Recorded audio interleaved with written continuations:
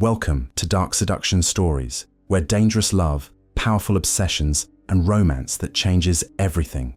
Drop your location in the comments, and let's dive into tonight's tale. Elena Vargas hadn't danced in 3 years. Not since the night Rafael died in her arms, his last words a whispered promise that he would find his way back to her. She thought it was the morphine talking, the cancer stealing his mind along with his body. But lately, in her dreams, she could swear she felt his hand on her waist, guiding her through steps she'd forgotten. The envelope had arrived on a Tuesday morning, slipped under her apartment door in Buenos Aires' San Telmo district. Heavy cream paper, her name written in elegant script. Inside, a single card. La Catedral del Tango invites you to dance with ghosts. Tuesdays and Thursdays, midnight. Maestro Mateo Vega accepts only those who have loved and lost. Your husband danced with us once. Perhaps you would like to finish what he started. Elena's hands trembled as she read the words again. Rafael had never mentioned any Maestro Mateo or underground tango club. But then again, in those final months, he'd kept so many secrets.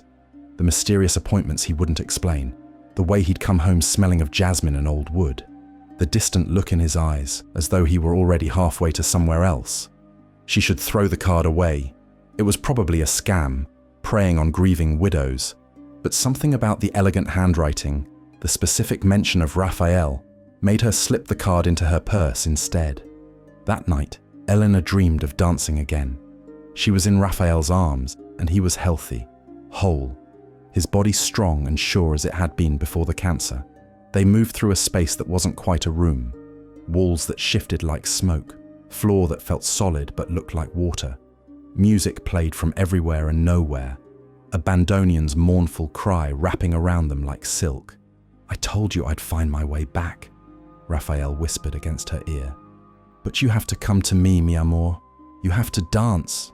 Elena woke with tears on her face and the phantom sensation of his hand still pressed against the small of her back. By Thursday, she'd convinced herself it was grief playing tricks. The mind did strange things when it couldn't let go. She'd been to therapy. She knew about magical thinking, about the desperate bargains the bereaved made with reality. But at 11:30 that night, Elena found herself standing in front of her closet, pulling out the red dress she'd worn the night Rafael proposed. The address on the card led her deep into San Telmo's oldest quarter, where colonial buildings leaned against each other like tired dancers. The streets were narrow here, cobblestoned, lit by gas lamps that cast more shadow than light. La Catedral del Tango wasn't marked by any sign, just a weathered wooden door set into a stone archway, a single red light burning above it. Elena checked the address 3 times before gathering the courage to knock. The door opened immediately, as though someone had been waiting. The man who stood there was perhaps 50, with silver threading through his dark hair and eyes that seemed to look straight through her. He wore black, elegant trousers, a crisp shirt, with the sleeves rolled to his elbows, revealing forearms corded with lean muscle. A slight smile played at his lips. "Elena Vargas," he said, and his voice was like smoke, rough and smooth at once. "I am Mateo Vega. Your husband spoke of you often." The casual mention of Rafael made Elena's throat tight. "You knew him?" "I taught him to dance with the dead." Mateo stepped aside, gesturing into the darkness beyond the door. "Would you like to learn?" Elena should have turned and run. Every rational part of her mind screamed that this was wrong, dangerous, the kind of thing that happened in nightmares. Instead, she stepped through the door. The entrance opened onto a stone staircase that descended into the earth. Candles lined the walls, their flames barely moving in air that smelled of jasmine and old wood. Exactly the scent Rafael used to bring home. La Catedral was once a church, Mateo explained as they descended, his voice echoing softly. Built in 1745, abandoned after an earthquake in 1823. The faithful left, but the faithful dead remained. I simply taught them to dance. They emerged into a vast underground space that took Elena's breath away. It had been a church once. She could see that in the vaulted ceiling, the remains of frescoes barely visible in the candlelight.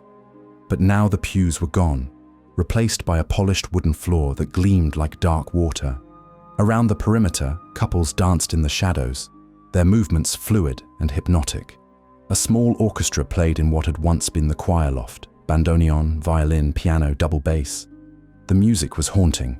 Familiar tango melodies slowed and distorted until they sounded like something from a dream. "Do you see him?" Mateo asked softly, standing close behind her. Elena's eyes swept the dancers, and her heart stopped. There, in the far corner, a man danced alone. His back was to her, but she knew the shape of his shoulders, the way he held his head, the precise angle of his arms as he moved through the steps of a valse. "Rafael," she breathed. "Not yet." Mateo's hand on her shoulder stopped her from running forward. "First, you must understand the rules. La Catedral exists between worlds. The living dance here, yes, but so do the dead. When midnight strikes, the veil is thin enough that they can cross over, but only for those who know how to call them. That's impossible." But Elena's voice had no conviction.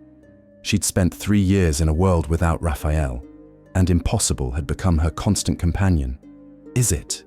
Mateo moved to stand beside her, his eyes on the dancers. "Your husband came to me 6 months before he died. The cancer was already in his bones, stealing his strength. He said he needed to learn how to come back to you, that he couldn't bear the thought of leaving you alone." Tears burned in Elena's eyes. "He never told me, because he didn't want you to hope." Mateo's voice was gentle but matter-of-fact.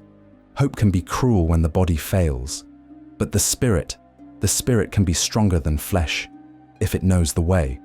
He turned to face her fully, and Elena saw something in his eyes that made her shiver. A depth of understanding that came from intimate knowledge of loss. "I can teach you what I taught him," Mateo said. "How to thin the veil, how to call the dead into the dance, how to hold them, even if only for a song. But you must commit fully. Tuesdays and Thursdays, midnight to 3. Miss a session and the connection weakens. Stop coming entirely and you'll lose him forever." "What do you get out of this?" Elena asked, trying to find the trap. "Why do you do this?" Something painful flickered across Mateo's face. "Because 30 years ago I lost someone who taught me to dance, and I've been trying to find my way back to her ever since. We who have loved and lost, we understand that some bonds are stronger than death. I simply provide the space where those bonds can manifest." He offered his hand, and Elena saw that it was elegant and strong, calloused in the way of a lifelong dancer. "One dance, Elena. Let me show you what's possible. Then you can decide if you want to learn." Elena looked at the figure still dancing in the corner. Rafael, or the ghost of him, or her desperate imagination. She thought about the empty apartment waiting for her, the bed she still couldn't sleep in without reaching for him, the future stretching ahead like a desert. She placed her hand in Mateo's. His fingers closed around hers with surprising warmth, and he led her onto the floor. The other dancers parted like water, making space. Elena noticed that some of them looked solid, real, while others seemed to flicker at the edges, as though she were seeing them through old glass. "Close your eyes," Mateo instructed, positioning her in the embrace, his right hand at her back, her left hand on his shoulder, their joined hands extended. "Feel the music. Not just hear it. Feel it in your bones, your blood, your heartbeat. The dead live in rhythm. Match yours to theirs, and the veil begins to thin." Elena closed her eyes. The bandoneon swelled, and Mateo began to move. She'd forgotten how it felt to be led by someone who truly knew how to dance. Mateo's body was a language, each subtle shift communicating intention, each pressure of his hand a complete sentence. He moved her through an ocho, a molinette, figures she'd learned years ago with Rafael but had thought she'd forgotten. But her body remembered, and as they danced, something strange began to happen. The air grew thicker, heavier, as though the space itself was holding its breath. The temperature dropped until Elena could see her own breath misting in the candlelight. The music seemed to slow, stretching each note into eternity. "Open your eyes," Mateo whispered. When she did, the world had changed. The dancers around them were clearer, now, and she could see that at least half of them weren't entirely there. They were translucent, flickering, their faces beautiful and terrible at once. Some looked peaceful, others looked hungry, and there, standing at the edge of the floor, watching her with infinite longing, was Rafael.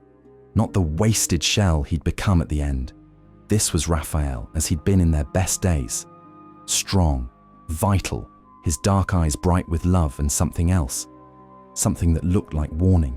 "He sees you," Mateo said, still moving her through the dance. "But you're not ready to dance with him yet. The connection isn't strong enough. If you tried now, he would slip through your fingers like smoke." "How long?" Elena couldn't take her eyes off Rafael. "How long until I can hold him?" 4 weeks of training, if you're dedicated, 8 sessions. By the end, you'll be able to call him across the veil, dance with him as though he were alive. For 3 hours every Tuesday and Thursday, you can have him back. The music swelled to a crescendo, and Mateo led her through a dramatic finish. A sharp backward step that left her suspended in his arms, trusting him to hold her weight. When she straightened, Rafael was gone. The translucent dancers had faded. The temperature returned to normal. The music shifted to something lighter, and the remaining couples, all solid, all living, continued their dances as though nothing extraordinary had happened. "What just happened?" Elena asked, breathless. "You touched the veil." Mateo released her carefully, stepping back. "For a moment, you existed in both worlds at once. With practice, you can hold that state longer, long enough to truly be with him." He reached into his pocket and pulled out a small card. Contact information written in that same elegant script. "The choice is yours, Elena.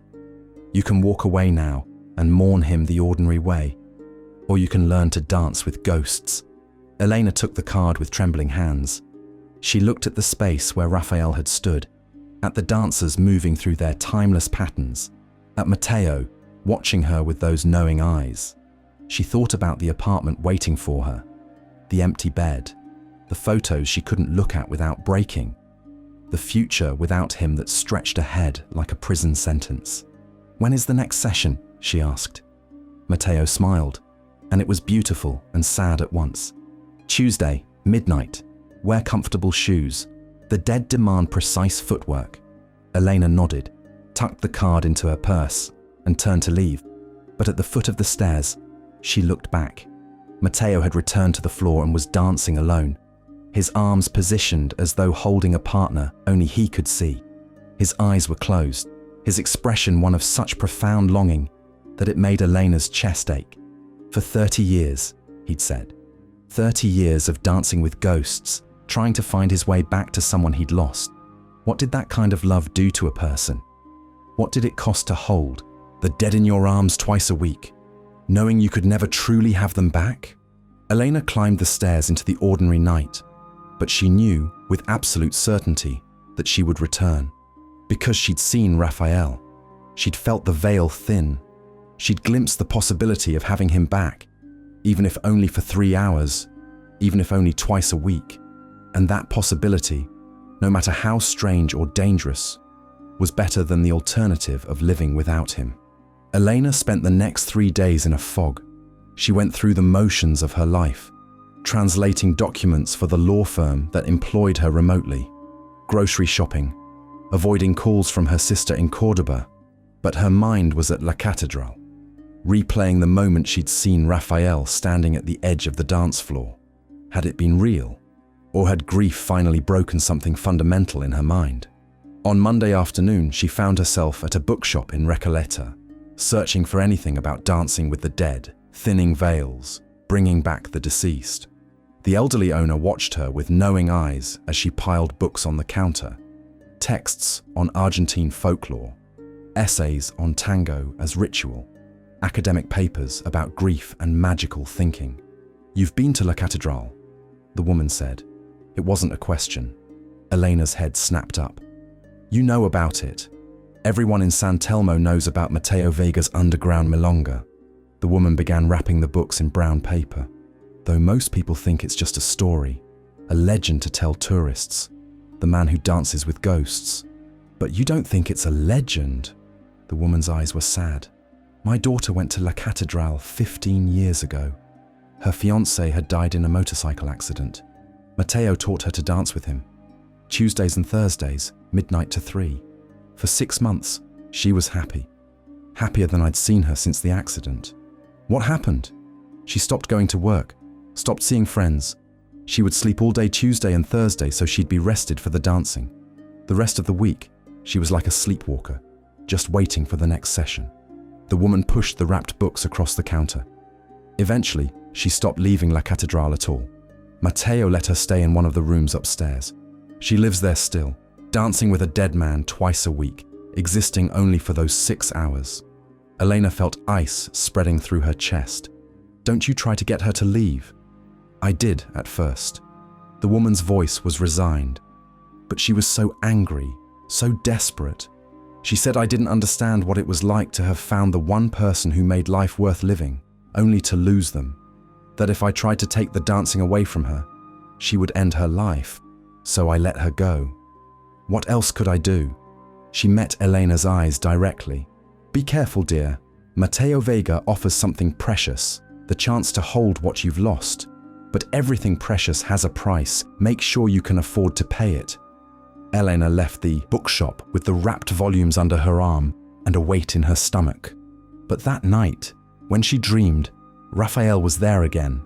They were dancing in a space that had no walls, no ceiling, just endless twilight and the sound of a bandoneon playing somewhere in the distance. Don't be afraid, Rafael said, his hand warm on her back.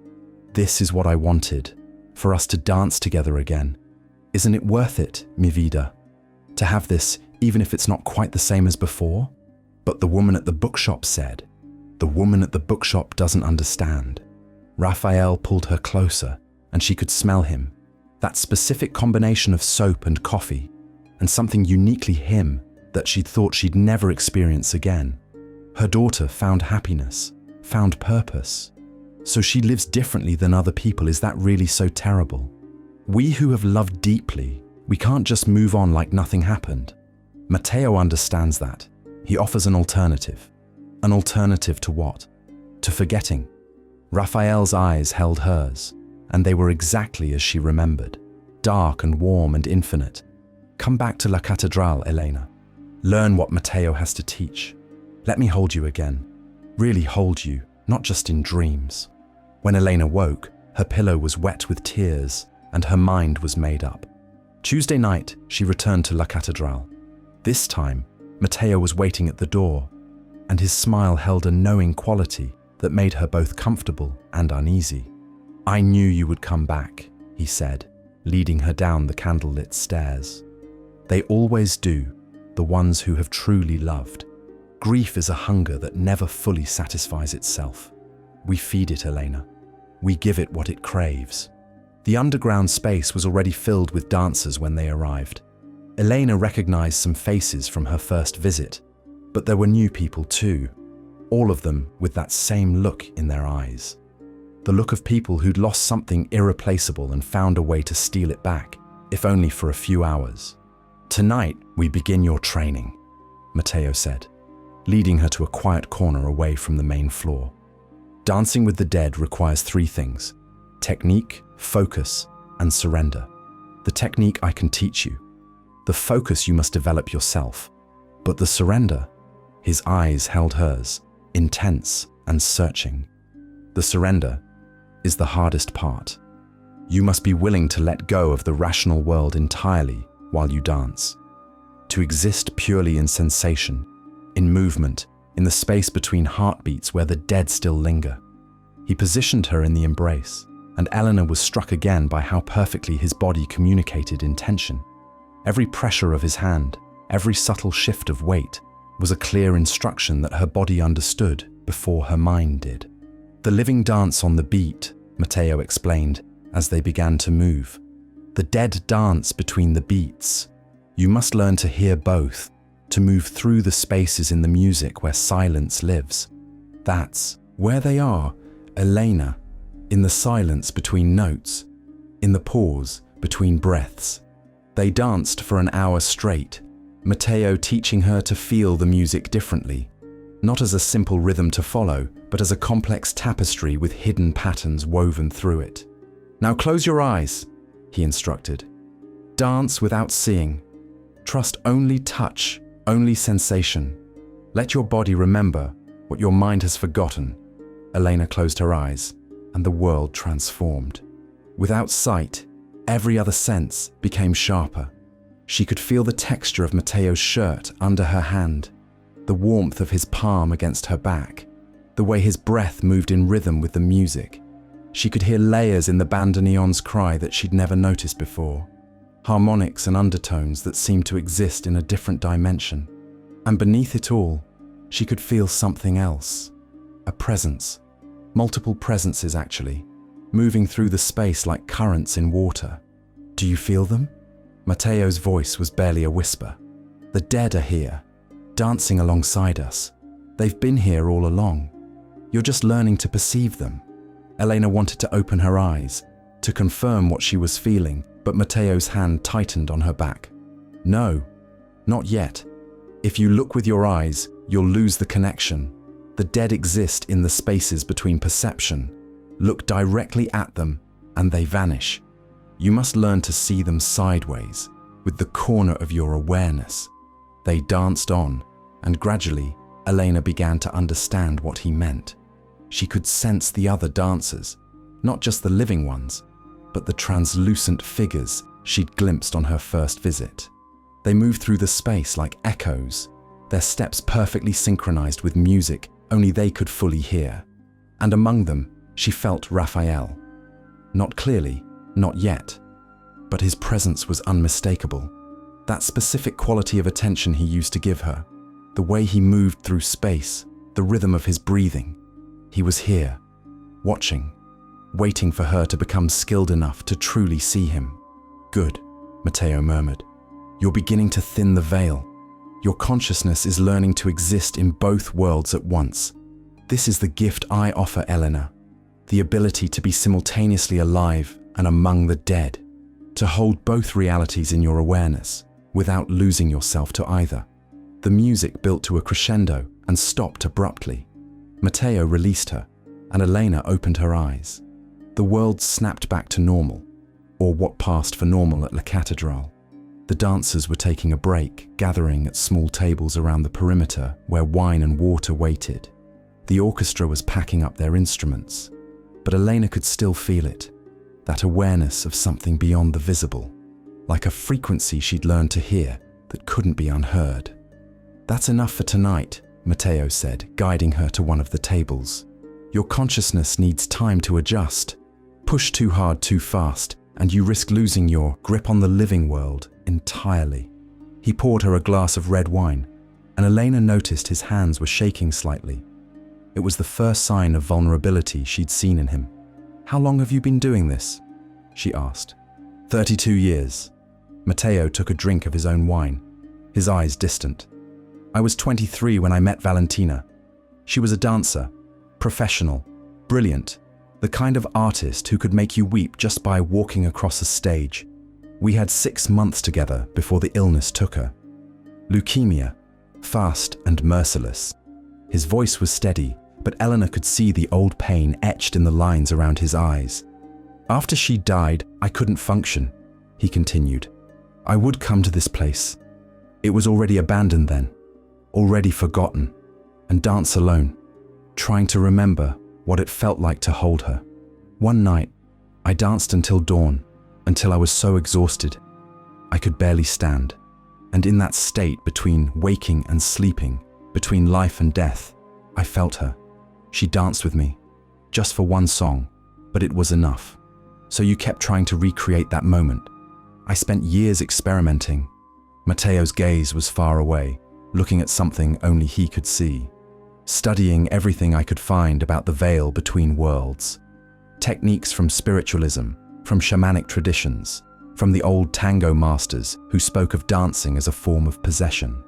I learned that certain conditions make the veil thinner, specific times of night, certain acoustics, particular emotional states. This place," he gestured at the cavernous space around them, "it's perfect. Built on old ground, steeped in prayer and grief, with acoustics that amplify the right frequencies. All I had to do was learn the technique to exploit it, and you teach others. I teach those who are ready. Mateo turned to look at her fully. Not everyone can perceive what you felt tonight, Elena. Some people's grief is different. They want to let go, to move forward.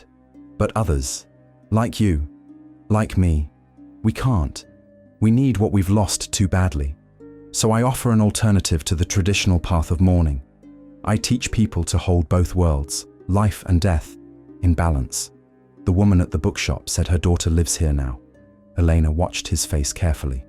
That she only exists for the dancing. Something flickered across Mateo's expression. Was it guilt? Defensiveness? Camila chose her path. She's happy here, Elena. Happier than she was trying to live a normal life while drowning in grief. Is that really so wrong? I don't know. Elena's voice was honest. I don't know what's wrong anymore. I just know that I want to dance with Rafael again. Really dance with him. Feel his arms around me. Hear his voice. Even if it's only for 3 hours twice a week. Mateo reached across the table and took her hand. His touch was warm, solid, reassuring. Then we'll make it happen. Come back Thursday, and Tuesday after that. Each session, the veil will thin a little more. Soon, you won't just sense Rafael's presence. You'll be able to hold him, dance with him as though he were alive.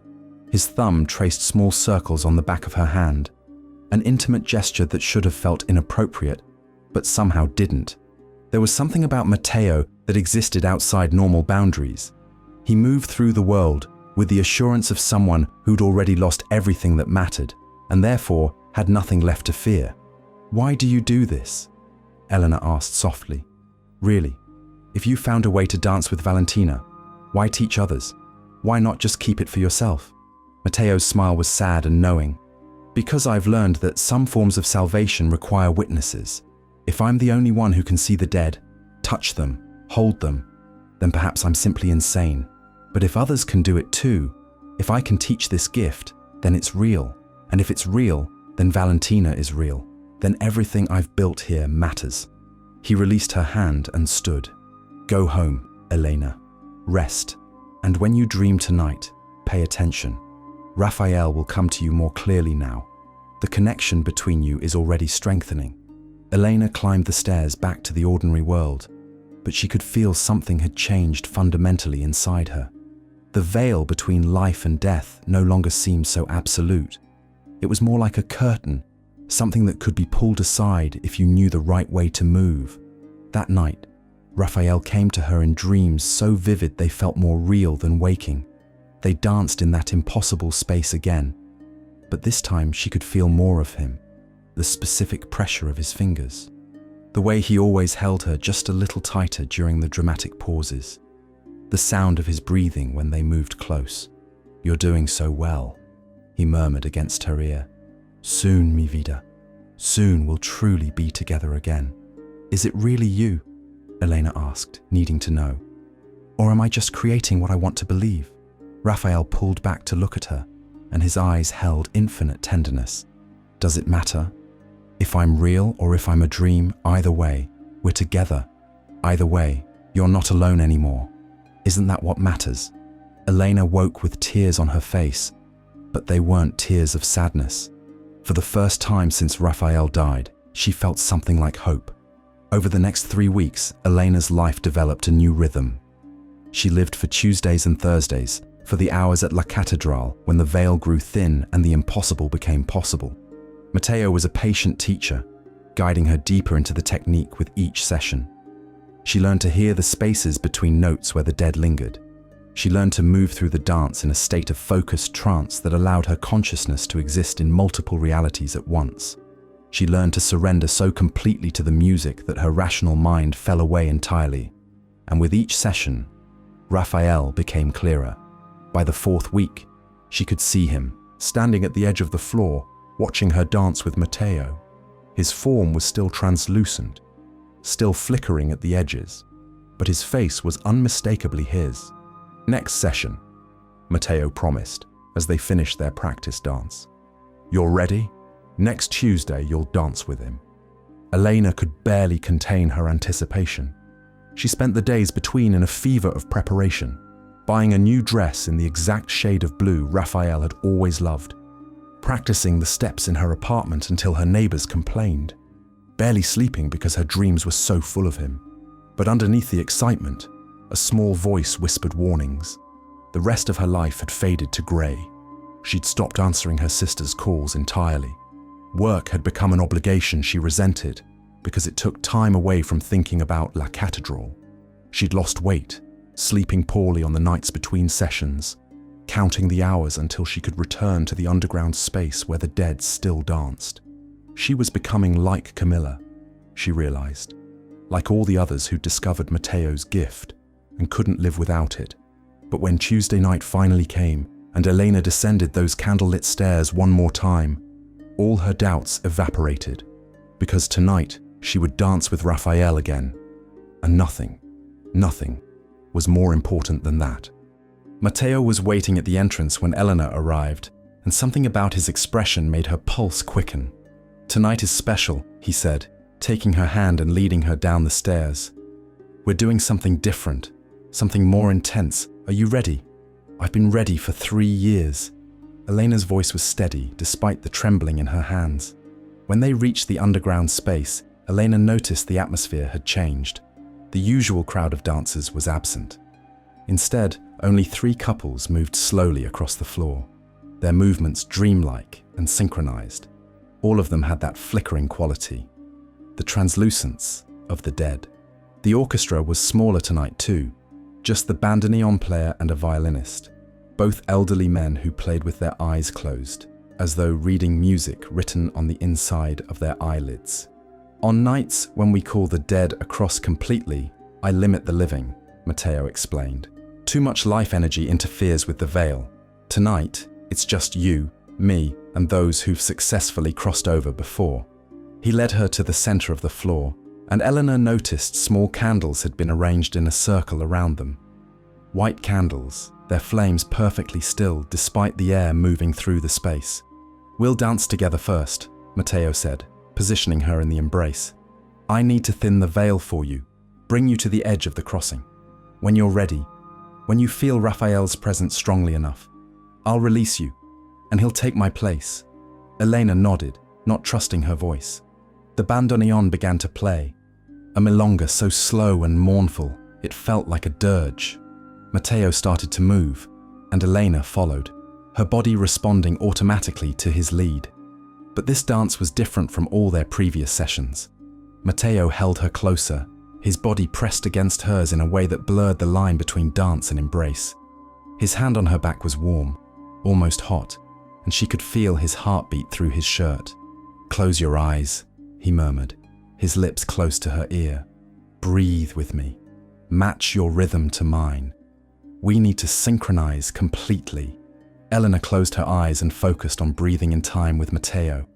In, out, in, out. Their chests rose and fell together, their hearts beating in tandem. And as they danced, something extraordinary began to happen. The air grew thick, heavy, charged with electricity that made the hair on Elena's arms stand up. The temperature dropped precipitously. She could see her breath misting in the candlelight. The music seemed to slow, each note stretching into eternity. "That's it," Mateo breathed. "You're opening the door. Keep breathing. Keep moving. Don't think. Just feel." Elena felt herself slipping into that state she'd learned over the past month. Consciousness divided, existing in multiple realities simultaneously. She was here, in Mateo's arms, in the underground space beneath Buenos Aires. But she was also somewhere else. Somewhere that had no physical location. A liminal space where the living and dead could meet. And in that space, she felt Rafael. Not just sensed him, felt him.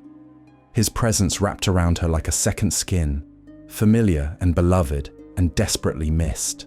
"He's here," Mateo said, and his voice sounded distant, as though coming from underwater. "He's ready to cross. Are you ready to receive him?" "Yes." The word came out as a sob. "Please." Mateo's arms loosened, and Elena felt him step back. For a moment she was dancing alone, her arms positioned as though still holding a partner. And then Rafael was there. His hands found hers, solid, warm, real in a way that defied everything she understood about death. His right hand pressed against her back, and she could feel the individual fingers, the specific pressure that was uniquely his. Elena opened her eyes. Rafael stood before her, and he was beautiful. Not translucent anymore, not flickering.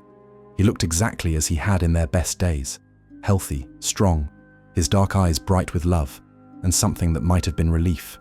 Mi vida, he said, and his voice was his voice, the exact timbre and warmth she'd heard 1,000 times before.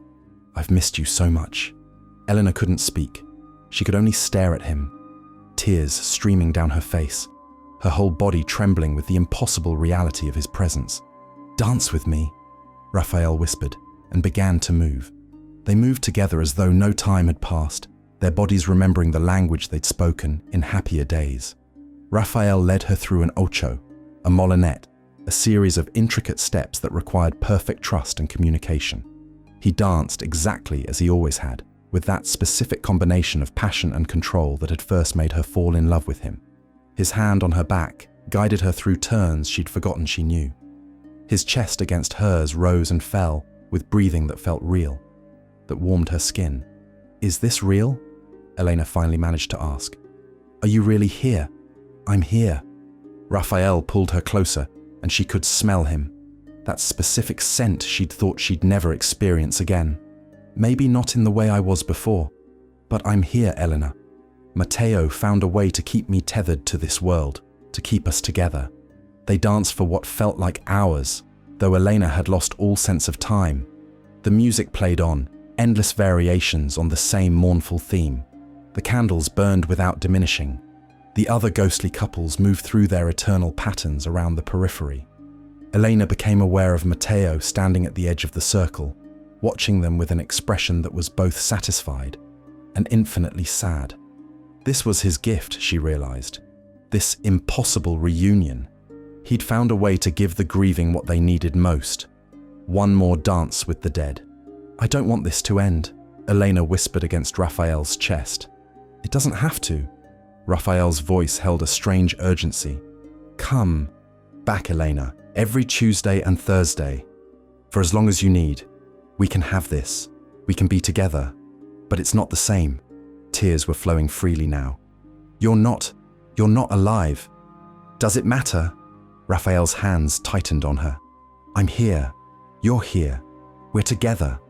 Isn't this better than the alternative? Better than living without each other? Elena wanted to say yes, wanted to accept this gift without question. But something about Rafael's eyes troubled her. They were his eyes, yes. But there was something else behind them. Something that watched her with an intelligence that didn't quite match her memories. What are you? She asked softly.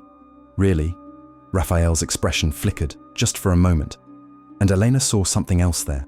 Something vast and hungry, and not entirely human. But then it was gone, and he was just Rafael again, looking at her with infinite love. I'm what's left of the man who loved you. The part that couldn't let go. Mateo found a way to preserve that, to keep love alive, even after the body fails. Isn't that what matters? The music began to wind down, the notes coming slower, softer. Elena felt Rafael's form becoming less solid in her arms, his presence beginning to fade. No, she tightened her grip on him. Not yet, please. Just a little longer. I'll be here Tuesday, Rafael promised, his voice growing fainter. And Thursday, and every Tuesday and Thursday after that. As long as you keep coming back, I'll be waiting. We can do this forever, mi amor. Forever. And then, he was gone. Elena stood alone in the center of the circle, her arms still positioned as though holding a partner. The candles flickered and went out. The other ghostly dancers had vanished. Only the two musicians remained, packing up their instruments in silence. Mateo approached her slowly, his expression knowing. Now you understand. Elena turned to him, and she felt hollowed out, as though Rafael had taken part of her with him when he faded. What have you done? I've given you a gift. Mateo's voice was gentle, but unapologetic. The chance to hold what you've lost. Not forever, not in the way you had before. But for a few hours, twice a week, you can have him back. Isn't that worth something? It's not really him. Elena's voice broke. Is it? Mateo was quiet for a long moment. When he spoke, his voice held a terrible honesty. I don't know. I've been asking myself that question for 32 years. When I dance with Valentina, when I hold her and hear her voice, is it really her? Or is it something else? Something that wears her face and speaks with her voice, but isn't quite her. Does it matter if it feels real, if it gives me what I need? He moved closer, and Elena saw the depth of his own grief etched in every line of his face. We are all of us desperate, Elena. All of us willing to trade anything for one more moment with what we've lost. I offer that moment. Whether it's real or illusion, I leave that for each person to decide. What if I want more than moments? Elena asked. What if I want him back completely?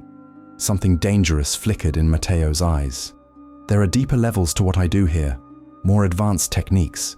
Some of my students, the ones who can't bear to leave, they've learned to extend the crossing, to stay in the liminal space for longer periods. Eventually, to exist there more fully than they exist in the living world. Like Camilla. Like Camilla. Mateo nodded. She dances with her dead fiancé for hours every session. The rest of the time, she sleeps or sits in her room upstairs, waiting for the next crossing. She's happy, Elena. Happier than she was trying to live without him. That's not happiness. Elena's voice was firm. That's addiction. Perhaps. Mateo didn't argue. But what's the difference, really? We're all addicted to something. Love, memory, the people who make life worth living. I simply offer a way to feed that addiction, even after death has taken its object. He offered his hand. Come, let me show you something. Elena hesitated, but took his hand. He led her to a door she'd never noticed before, hidden behind a velvet curtain at the back of the space. Beyond the door was a narrow corridor lined with small rooms. Through the open doors, Elena could see people, mostly women, but a few men sitting or lying on narrow beds, staring at nothing with expressions of distant longing. These are my permanent residents, Mateo explained. 12 of them currently. They come down for the sessions, dance with their dead, then return here to wait for the next crossing. They eat little, sleep irregularly. Their entire existence revolves around those 6 hours a week when the veil is thin enough to hold what they've lost. One of the rooms held a woman Elena recognized. Camilla, the bookshop owner's daughter. She sat on her bed, hands folded in her lap, staring at the wall with eyes that looked through rather than at. Camilla, Mateo said gently, and the woman's head turned slowly toward them. Is it Tuesday already? Her voice was dreamy, disconnected. I thought I had 2 more days. It's still Tuesday. Mateo's voice was infinitely patient. You danced earlier. This is Elena. She's new. Camilla's eyes focused on Elena, and something like recognition sparked there. You danced with him tonight. Your dead one. I saw you cross over. Yes. Elena's throat was tight. It's beautiful, isn't it? Camilla smiled, and the expression was heartbreaking in its innocence. To hold them again, to feel their arms around you, nothing in the living world compares. That's why I stay. Out there, she gestured vaguely toward the ceiling, toward the world above. There's nothing for me. But here, twice a week, I have everything that matters. Don't you miss your mother? Elena asked. Your friends? Your life? Camilla's expression was genuinely puzzled. Why would I miss things that don't matter? My mother is alive. She'll die, eventually, and then maybe she'll understand. But Miguel is dead. If I don't dance with him, if I don't hold him, he'll disappear completely. Mateo taught me that. The dead need us to remember them, to call them back. Without me, Miguel would be lost forever. Mateo gently closed Camilla's door and led Elena back down the corridor. You see? He said once they were back in the main space. She's not suffering. She's made her choice. They all have. And who am I to say their choice is wrong? Elena looked at him. This man who'd built an entire world around holding on to the dead. What about you, Mateo? Have you made the same choice? His smile was bitter. I live upstairs. I have an apartment, a life of sorts. I teach tango classes during the day to tourists who want to learn the authentic Argentine style. I grocery shop and pay bills and maintain the appearance of normalcy. But yes, Elena, I've made the same choice. Everything I do in the living world is simply marking time until Tuesday or Thursday night, when I can come down here and dance with Valentina. For 32 years. For 32 years. He met her eyes directly. And I'll do it for 32 more if I can, because those 6 hours a week are the only times I feel truly alive. The only times that matter. Elena felt something shifting inside her, a door opening that she knew she'd never be able to close again. Teach me, she said. Teach me how to extend the crossing, how to stay with Rafael longer. Mateo studied her face for a long moment. Are you sure? Once you go deeper into this practice, it becomes harder to maintain your connection to the ordinary world. You'll find yourself thinking about the dead more than the living, waiting for Tuesday and Thursday the way an addict waits for their next fix. I'm already there. Elena's voice was calm, certain. I've been there since the moment I first saw Rafael standing at the edge of your dance floor. So yes, teach me. Show me how to make it last longer. Mateo's expression was sad and satisfied at once. Then we begin next session. Come Thursday prepared to go deeper than you've ever gone before. And Elena, he caught her hand as she turned to leave. Don't make any plans for Friday. The deeper crossings take time to recover from. Elena climbed the stairs into the pre-dawn darkness of Buenos Aires, and she felt fundamentally changed. She danced with a ghost. She'd held Rafael in her arms again, felt his warmth, heard his voice. Whether he was real or an illusion crafted by her desperate mind, and Mateo's strange magic, it didn't matter anymore. She needed it. She needed him. And she would do whatever it took to hold on to those precious hours when the veil grew thin and the impossible became possible, even if it meant losing everything else. Over the next 6 weeks, Elena descended deeper into Mateo's world. The advanced techniques were exactly as he'd warned, more demanding, more consuming, requiring levels of focus and surrender that left her drained for days afterward. She learned to extend the crossing from minutes to hours.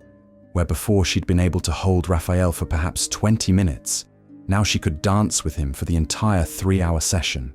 He became more solid with each crossing, more real, until she could barely distinguish him from a living man. But the cost was significant.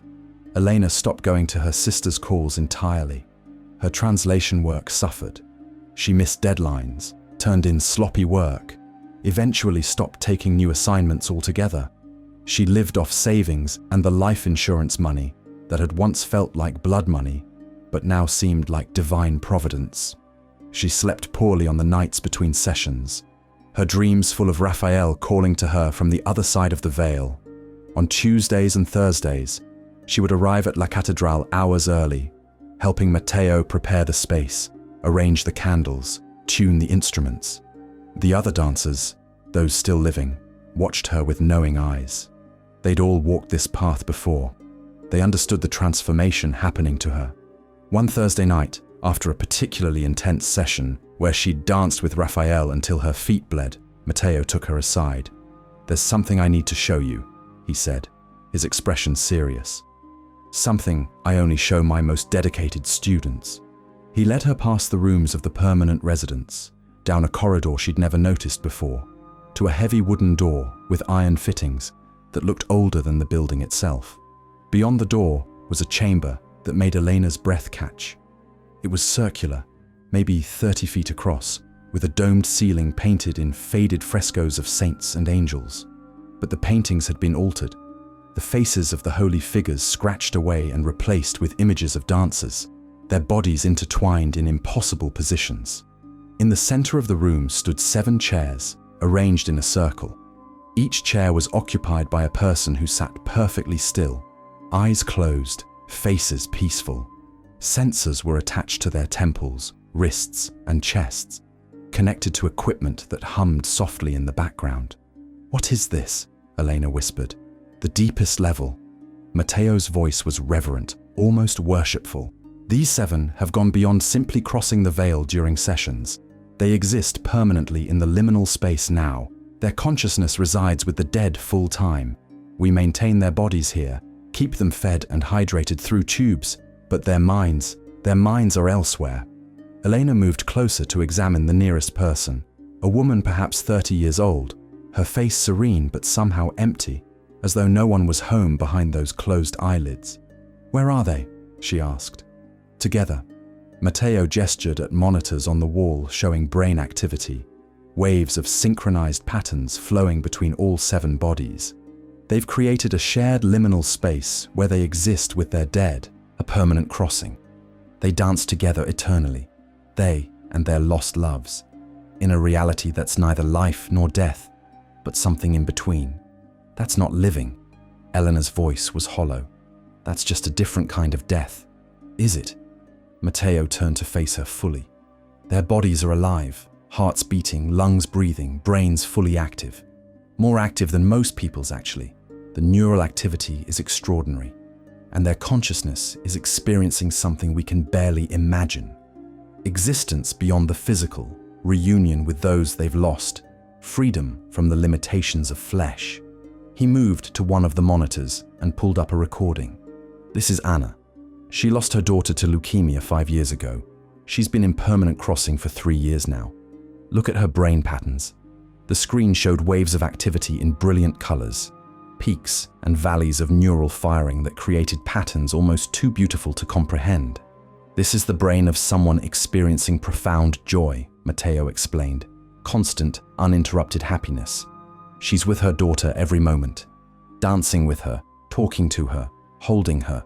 Tell me, Elena, is that not worth the price of abandoning physical existence? Elena stared at the 7 peaceful faces. Part of her was horrified. This was wrong, unnatural, a perversion of everything life was supposed to be. But another part of her, the part that ached for Rafael every moment she wasn't dancing with him, understood completely. Could I do this? The question came out before she could stop it. Could I go into permanent crossing? Mateo's eyes gleamed with something that might have been triumph. Eventually. Not yet, you're not ready. The transition requires months of preparation. Your consciousness needs to be slowly acclimated to existing primarily in the liminal space. Rush it, and you risk losing your mind entirely, becoming neither here nor there, just a confused consciousness trapped between worlds. But you could teach me. I could teach you. He moved closer, and Elena felt the intensity of his focus like a physical weight. If that's what you truly want, if you're willing to abandon the living world entirely in exchange for eternal reunion with Rafael. What about you? Elena asked. Why haven't you gone into permanent crossing with Valentina? For the first time, she saw something like shame cross Mateo's face. Because someone needs to maintain the space, to prepare the sessions, to guide new dancers across the veil. If I cross permanently, La Catedral closes. All these people, he gestured at the 7 sleepers, they'd have no one to maintain their bodies. The permanent residents upstairs would have nowhere to dance. This entire world I've built would collapse. So you sacrifice your own happiness to maintain everyone else's? Not sacrifice. Mateo's voice was firm. I dance with Valentina twice a week. That's enough to sustain me. And there's satisfaction in this work, in giving others what I've found, in proving that death doesn't have to be the end, that love can transcend the grave. He reached out and took Elena's hand, his touch warm and grounding. But you don't have that responsibility.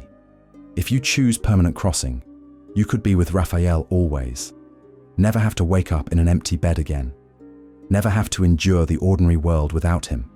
Just eternal dancing in the space between worlds. I need to think about it. But even as Elena said the words, she knew she was lying. She'd already decided. The moment she'd seen those 7 peaceful faces, she'd known this was where she was heading. Mateo smiled as though he could read her thoughts. Take your time. This is not a decision to make lightly, though I think we both know what you'll choose. That night, Elena lay in her bed unable to sleep, thinking about permanent crossing. What would it be like to exist entirely in that liminal space? To dance with Rafael, not just for 3 hours twice a week, but constantly. To never have to endure separation again. The thought was intoxicating, but it was also terrifying, because underneath all the seductive promises, Elena couldn't shake the feeling that something about Mateo's operation was fundamentally wrong. The Rafael she danced with, was he really Rafael, or was he something else? Some echo or shadow or construction that wore his face but lacked his essential nature? And what happened to the consciousness of those 7 people in permanent crossing? Were they truly experiencing eternal happiness? Or were they trapped in some nightmare state, unable to wake, unable to escape? Elena's phone buzzed on the nightstand. Her sister calling for the 15th time that week. Elena silenced it without answering. She had no interest in explaining herself to the living. They wouldn't understand. They'd tell her she was sick, delusional, in need of psychiatric help. They'd try to save her from Mateo and La Catedral. But Elena didn't want to be saved. She wanted Rafael. And if the price of having him was abandoning everything else, her family, her career, her connection to the ordinary world, then so be it. On Tuesday, Elena arrived at La Catedral to find Mateo waiting for her with an unusual expression. Part excitement, part concern. "Something happened last night," he said, leading her quickly down the stairs. One of the permanent crossers, Juan, his body gave out. Heart failure. He's been in the liminal space for 4 years, and his physical form finally couldn't sustain itself anymore. Is he dead? Elena felt ice in her chest. That's the extraordinary part. Mateo's eyes were bright with something like wonder. His body died, yes, but his consciousness, I can still detect it, still linked to the network. The other 6 permanent crossers are reporting that he's still with them in the liminal space, still dancing with his dead wife. His consciousness survived the death of his body. He led her to the chamber with the 7 chairs, though now only 6 were occupied. The 7th stood empty, the body that had occupied it now removed. Do you understand what this means? Mateo's voice trembled with excitement. I've found a way to preserve consciousness beyond physical death. Juan is the first, but he won't be the last. Everyone in permanent crossing, when their bodies eventually fail, their consciousness will remain in the liminal space. Truly eternal life, truly defeating death, or trapping them forever. Elena's voice was quiet. If their consciousness survives but has no body to return to, they're stuck there. No way out. No choice. Mateo's expression hardened. Why would they want a way out? They're with the people they love. They're experiencing eternal reunion. That's what everyone wants, Elena. That's what you want. Is it? Elena looked at the 6 remaining sleepers. Or is it what you've convinced us we want? You've built this entire operation around keeping people trapped in their grief, around making sure they can never move on, never heal, never let go. Because if they do, your world collapses. You think I'm manipulating you. Mateo's voice was cold now. You think I forced you to come back here week after week? That I made you fall in love with dancing with Rafael's ghost? You chose this, Elena. Just like everyone else who walks through that door. I simply offer what you're already desperate for. And what are you desperate for? Elena challenged. Really, is it Valentina? Or is it this? She gestured at the chamber, at the monitors, at the entire operation. The power of controlling who gets to see their dead, of being the gatekeeper between worlds. For a moment, Mateo's mask slipped, and Elena saw something raw and terrible beneath it. Not grief, not love, something darker, something hungry.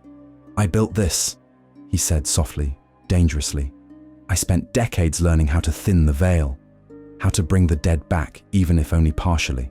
I've given hope to hundreds of people who had none. I've reunited lovers who were torn apart by death. I've proven that consciousness can transcend the body. And you dare to question my motives. I'm questioning what you're really summoning, Elena said, her voice steady despite her racing heart. Those things we dance with, are they really the dead? Or are they something else? Something that feeds on grief and longing? Something that wears the faces of our loved ones, but isn't them at all? The temperature in the chamber dropped precipitously. The lights flickered, and for just a moment, Elena saw something move behind Mateo's eyes, something vast and ancient, and definitely not human. Then it was gone, and he was just Mateo again, looking at her with infinite sadness. "You're right to be afraid," he said quietly. "What we do here, it's not natural. It violates every law of life and death. The things we summon, they're not exactly the people we lost. They're more like echoes, impressions, consciousness patterns preserved in the fabric between worlds. But they're close enough to matter, close enough to love." He moved closer, and Elena found she couldn't step back. "You asked what I'm desperate for. The truth, I'm desperate to not be alone. When Valentina died, I thought I'd die too. The grief was so profound I couldn't breathe. And then I found a way to bring her back, or something like her, and I realized I could save others from that same suffocating loneliness. So yes, maybe I'm manipulating you. Maybe I'm trapping you in your grief. But I'm offering you a choice that no one else can. The chance to hold what you've lost, even if it's not quite real." Elena felt tears streaming down her face. Because he was right. She knew, somewhere deep in her rational mind, that what she danced with wasn't really Rafael. Knew that she was falling into an elaborate trap. Knew that choosing permanent crossing would mean abandoning everything real in her life for a beautiful illusion. But she didn't care. "Teach me," she whispered. "Teach me how to do permanent crossing. I want to be with him. Always." Mateo's smile was victorious and heartbreaking at once. "Then we begin the final preparations. It will take 3 months to transition your consciousness fully. 3 months of intensive sessions, of learning to exist more in the liminal space than in physical reality. By the end, you'll barely remember what it feels like to be fully alive. And then we'll place you in the 8th chair, and you'll cross over permanently, you and Rafael, together forever. Together forever." Elena repeated the words like a prayer. That night, she danced with Rafael for the last time as a person who still had a choice. He held her close, and she tried not to notice the wrongness behind his eyes. The thing that watched her with an intelligence that wasn't quite human, that fed on her grief and longing like a starving animal. "Soon," he whispered against her ear. "Soon we'll never have to be apart again." And Elena, lost in the dream of eternal reunion, chose not to ask what exactly she was agreeing to spend eternity with. The 3 months of preparation passed in a haze. Elena moved through the ordinary world like a ghost herself, eating when reminded, sleeping in brief, fitful stretches, existing only for the sessions at La Catedral that grew longer and more intense with each passing week. Mateo taught her to extend her consciousness into the liminal space for hours at a time, until she could barely tell the difference between the living world and the realm of the dead. She would dance with Rafael for entire nights, then emerge blinking into dawn light, with no memory of the hours that had passed. Her body began to change. She lost more weight, her skin taking on a translucent quality, as though she were already halfway to becoming a ghost. Dark circles under her eyes became permanent fixtures. Her hands trembled constantly. Her sister finally showed up at her apartment, pounding on the door until Elena had no choice but to answer. "Sweet heavens, Elena." Lucia stared at her in horror. "What's happened to you? You look like you're dying." "I'm fine." Elena's voice was distant, disconnected. "I'm just tired." "You're not fine." Lucia pushed past her into the apartment, and Elena saw her sister's face crumple at the state of the place. Dishes piled in the sink, mail unopened on every surface, the bed unmade for weeks. "I'm taking you to a doctor," Lucia said firmly. "Something is very wrong." "No." Elena found her voice suddenly strong. "I don't need a doctor. I need you to leave." "Elena." I said leave. Elena moved to the door and held it open. "I'm an adult. I'm making my own choices. And my choice is that you leave me alone." Lucia's eyes filled with tears. "This is about Rafael, isn't it? You're still grieving." "I understand, Elena, I do. But this, whatever you're doing to yourself, it's not healthy. He's gone. He's been gone for 3 years. You need to let him go." "He's not gone." Elena's voice was calm, certain. "Not really. I see him. I dance with him. And soon, very soon, we'll be together permanently. You're scaring me. Lucia reached for her phone. I'm calling someone, a therapist, or maybe the hospital. Elena plucked the phone from her sister's hands and set it on the table. Goodbye, Lucia. I love you, but I don't need saving. She guided her sister, gently but firmly, out the door and locked it behind her. She could hear Lucia crying in the hallway, pleading. But Elena felt nothing. The living world had become irrelevant. Only La Catedral mattered now. Only Rafael. On the night of her final preparation, Mateo gathered all the permanent residents and the regular dancers in the main chamber. Tonight, Elena makes her final crossing, he announced. She will join the 6, in permanent residence in the liminal space. Her consciousness will be preserved, her reunion with Rafael made eternal. The assembled dancers applauded, but their applause was hollow, mechanical. They'd all walked too far down this path to feel genuine joy anymore. They understood what Elena was choosing and what she was losing. Mateo led Elena to the chamber with the chairs. The 7th chair had been cleaned and prepared, medical equipment standing ready beside it. Once you sit down and we begin the final process, there's no return, Mateo said, his hand on her shoulder. Your consciousness will separate from your body completely. We'll maintain your physical form here, keep you alive, but you, the essential you, will exist entirely in the liminal space. Are you absolutely certain this is what you want? Elena looked at the 6 sleepers already in their chairs. Their faces were peaceful, serene. According to Mateo, they were experiencing constant happiness, dancing with their lost loves in an eternal twilight. She thought about her apartment, her sister's tears, the life she'd had before Rafael died, translating documents, having coffee with friends, planning a future that made sense.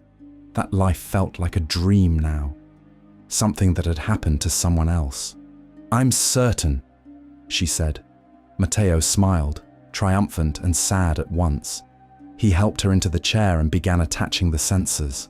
Elena watched as he inserted the IV lines that would keep her body fed and hydrated, watched as he connected the monitoring equipment that would track her brain activity, watched as he prepared to steal her away from life itself.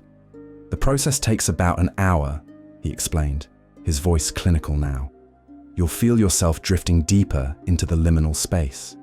At a certain point, your connection to your physical body will become so tenuous that it simply severs.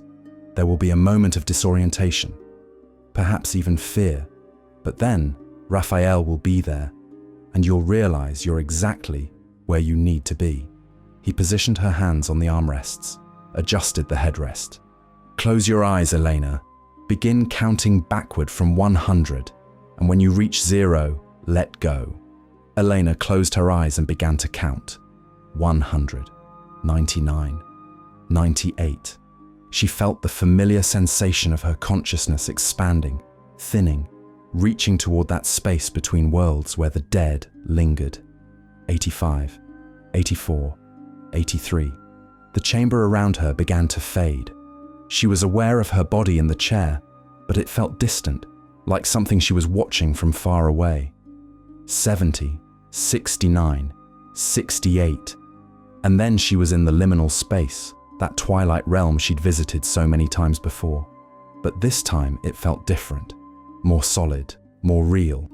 Rafael was waiting for her, arms open, that beloved face smiling with infinite welcome. 47, 46, 45. Elena moved toward him, and as she did, she became aware of the others. Juan was there, dancing with his wife despite his body having died months ago. Anna and her daughter moved through eternal embrace. All 6 of the permanent crosses, plus dozens more, translucent figures that Elena had thought were the dead, but now realized was something else entirely. 29, 28, 27. And as Elena's count grew lower, as her consciousness separated further from her body, she began to see clearly for the first time. The figures surrounding her, including Rafael, they weren't people at all. They were something ancient and hungry that wore human faces like masks, entities that fed on grief and longing. that sustained themselves on the psychic energy of the bereaved. Mateo hadn't been summoning the dead. He'd been calling something else, something that mimicked the dead to trap the living. 15, 14, 13. Elena tried to stop counting, tried to pull back, but it was too late. Her consciousness was already too far from her body. She was trapped in the liminal space with no way to return. "Don't be afraid." Rafael's voice was soothing, but now Elena could hear the wrongness in it, the thing beneath the familiar timbre that was definitely not human. "This is what you wanted. We'll be together forever now, just like I promised." 7, 6, 5. Elena felt her connection to her physical body snap like a severed cord. There was a moment of vertigo, of absolute terror, and then nothing. 4, 3, 2, 1, 0. She was trapped. In the chamber with the chairs, Mateo watched Elena's body go still, her breathing shallow but steady, her brain activity showing the distinctive patterns of permanent crossing. He allowed himself a small smile of satisfaction. 7 permanent crosses now. 7 consciousnesses trapped in the liminal space, feeding the entities he'd spent 32 years cultivating. Because that was the truth Mateo had discovered all those years ago, when grief had driven him to dance alone in this abandoned church. The dead didn't linger. They moved on to whatever came after, leaving nothing but echoes and memories. But other things lived in the spaces between worlds, entities that had existed long before humans and would exist long after. Things that were hungry for the specific kind of energy that grief produced. Mateo had learned to call them, to feed them, to bargain with them. In exchange for a steady supply of grieving consciousness, they would wear the faces of the dead. They would give the bereaved exactly what they desperately wanted. One more dance, one more embrace, one more moment with what they'd lost. And slowly, methodically, they would consume that consciousness entirely. The permanent crossers weren't experiencing eternal happiness. They were being devoured, piece by piece, in a process so slow and seductive they never realized they were prey. Mateo had sacrificed the first offering 32 years ago, not Valentina, who had died naturally and peacefully, but his own assistant, a young woman who'd trusted him completely. The entities had accepted her, and in exchange, they'd given Mateo what he truly wanted. Not Valentina. Power. The power to control access to the dead. The power to decide who got to see their lost loves and who didn't. The power to be needed, essential, irreplaceable. He'd built an empire from grief, and every person who walked through La Cathedral's doors became another offering to the entities that sustained his power. "Welcome home, Elena," he whispered, patting her still hand. "You'll make an excellent addition." 6 months later, a new woman walked through La Cathedral's doors. Her name was Sophia, and she'd lost her son to leukemia. She looked hollow, destroyed, exactly like Elena had looked when she first arrived. Mateo greeted her with the same gentle smile, the same knowing eyes. "I'm Mateo Vega. Welcome to La Catedral del Tango. Would you like to learn to dance with ghosts?" And as he led Sophia down the candlelit stairs, he felt the entities stirring in the liminal space, hungry for fresh grief, eager for another offering. Behind the chamber door, 8 bodies sat in perfect stillness, their consciousness long since consumed, leaving only empty shells kept alive by machines. Elena was somewhere in the liminal space, still dancing with the thing that wore Rafael's face, still believing she'd found eternal love. She would dance for months, maybe years, before the entities finished feeding and moved on to fresher prey. And by then, there would be nothing left of Elena Vargas at all. Just another consciousness consumed in the space between worlds, another offering to the hungry things that Mateo had learned to call, another beautiful lie that had started with a simple promise. Would you like to dance with ghosts? 2 years later, La Catedral del Tango had spread. Mateo had trained 3 other instructors in his techniques, dancers who'd lost their own loves and were desperate enough to bargain with the entities. Underground milongas opened in Santiago, in Montevideo, in Sao Paulo, each one promising the grieving what they couldn't live without. One more dance with the dead. The permanent crossing chambers grew fuller. 23 bodies in Buenos Aires alone, all maintained by machines, all housing consciousness that had been slowly consumed by the things between worlds. Sophia had lasted 8 months before choosing permanent crossing. Then came Marcus, then Yuki, then a dozen others whose names Mateo no longer bothered to remember. They all made the same choice eventually. They all chose the beautiful lie over painful truth. And Mateo, who'd started this 3 decades ago with genuine grief and a desperate need to hold on to Valentina, had long since stopped caring about the cost. He danced twice a week with the thing that wore Valentina's face. And he pretended he couldn't see the hunger behind its eyes. He pretended he didn't know he was feeding human consciousness to ancient predators. He pretended that what he'd built was salvation rather than damnation. Because the alternative, admitting what he'd become, what he'd done to hundreds of people in the name of defeating death, was unbearable.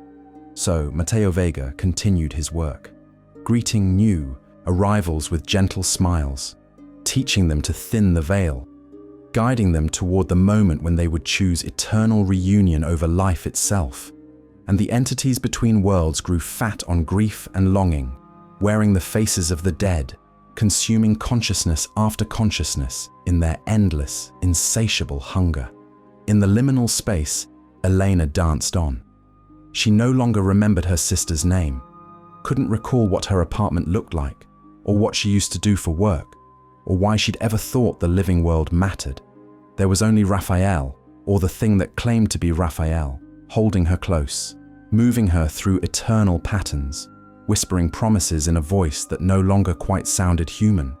And Elena, what remained of her, smiled and believed she'd found exactly what she'd been searching for.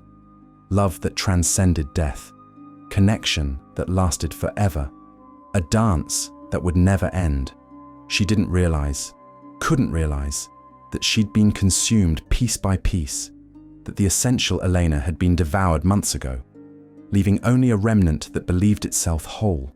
She didn't understand that eternal love had been the bait, and she'd been the catch. She just kept dancing, forever and ever and ever, until there was nothing left to dance at all. In Buenos Aires, in an underground space that had once been a church, Mateo Vega welcomed another broken soul. "I'm looking for someone," the woman said, tears streaming down her face. "My daughter. She used to come here. Elena Vargas. Have you seen her?" Mateo looked at Lucia's desperate face and felt nothing. "I'm sorry. That name isn't familiar. So many people come through here, seeking comfort in the dance. Please." Lucia grabbed his arm. "I know she was here. I found your card in her apartment. She talked about dancing with ghosts, about seeing Rafael again. What did you do to her?" "I did nothing but offer her a choice," Mateo said calmly. "The same choice I offer everyone who walks through that door. Your sister chose to let go of her grief in her own way. I simply provided the space for her to do so." "You're lying." Lucia's voice broke. "She wouldn't just disappear. She wouldn't abandon me without a word." Mateo gently extracted his arm from her grip. "Perhaps she didn't abandon you. Perhaps she simply found something more important than the ordinary world, something worth staying for." He saw the moment understanding dawned in Lucia's eyes, the terrible realization of what had happened to her sister. "You need to leave," Mateo said firmly. "This place is not for you. You haven't lost anyone. You don't understand the kind of grief that opens the door to what we do here." "I lost my sister." Lucia's voice was cold now. "I'm going to the police. They won't find anything." Mateo's smile was sad. La Catedral exists in the spaces between official records. Your sister came here of her own free will, made her own choices. There's no crime in offering grief-stricken people a place to dance. He turned to go, then paused. "But if you ever find yourself truly alone, Lucia, if you ever lose someone you can't live without, you know where to find me. I'll be here, waiting, ready to teach you how to dance with ghosts." Lucia ran from La Catedral, ran from the candlelit stairs and the haunting music and the terrible understanding of what her sister had chosen. But 3 years later, when Lucia's husband died suddenly in a car accident, when the grief became unbearable and the world lost all color, she found herself standing outside that same weathered door, staring at the single red light burning above it. And when Mateo opened the door with his knowing smile and his gentle eyes, Lucia heard herself ask the question that sealed her fate. "Can you really teach me to dance with ghosts?" "Of course," Mateo said, stepping aside to let her enter. "Everyone can learn, given the right motivation. And grief," his smile widened, "grief is the very best teacher." The door closed behind her with a sound like a coffin lid. And in the liminal space between worlds, the entities stirred with anticipation, already preparing to wear the face of Lucia's dead husband, already shaping themselves into exactly what she desperately needed to see. Another beautiful lie, another consciousness to consume, another dance that would last forever. The tango continued, and it would never, ever end.